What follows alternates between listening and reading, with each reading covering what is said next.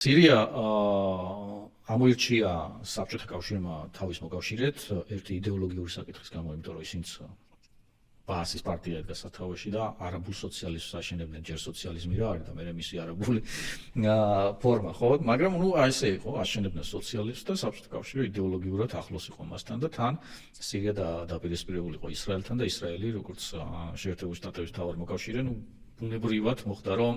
სირია საბჭოთა კავშირი დაახლოვდა ერთმანეთთან, მაგრამ ყველაფერს აქვს, ასე ვთქვათ, თავისი ზღვარი, ბაზები გახსნეს, მაგრამ ეს ბაზების გახსნა არ ნიშნავს იმას, რომ სირია რაიმენაირად დაცული იყო გოლანის მაღლობები, დღესაც ისრაელის ნაწილია, რომელიც აი მრავალრიცხოვანი ომებიდან ერთ-ერთში მოახდინა ისრაელმა გაიკავა ეს ტერიტორიები და დღეს თავის ნაწილად განიხილავს, მათ შორის ახლა ამერიკის შეერთებული შტატებმაც წინა პერიოდში, ტრამპის პრეზიდენტობის წინა პერიოდში, პირველ პერიოდში აღიარა ისრაელის ნაწილად. საბჭოთა კავშირი არა მხოლოდ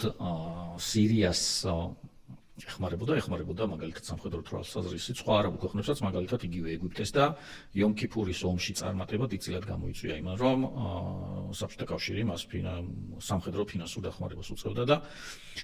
მაგრამ საბოლოო ჯამში მაინც კი იმდენი ტანკები მიაწოდა ამ არაბულ ქვეყნებს, რომ რაოდენობის თვალსაზრისით ჯობნიდა, მაგრამ ერთი მინუსი ჰქონდა ძალიან მნიშვნელოვანი. ის რომ საბჭოთა ტანკები შორმანძილზე სწორ იმას დარტყმას ვერ ახერხებდნენ და ამერიკული ტანკები ყავდა ისრაელს უფრო ცოტა, მაგრამ ისეთ მანძილზე დადგა, როდესაც ეს ტანკები ყველა გაანადგურა შორი მანძილიდან და ეს მინუსი, ასე ვთქვათ, საბჭოთა ტანკებისა ძალიან კარგად გამოიყენა ისრაელმა.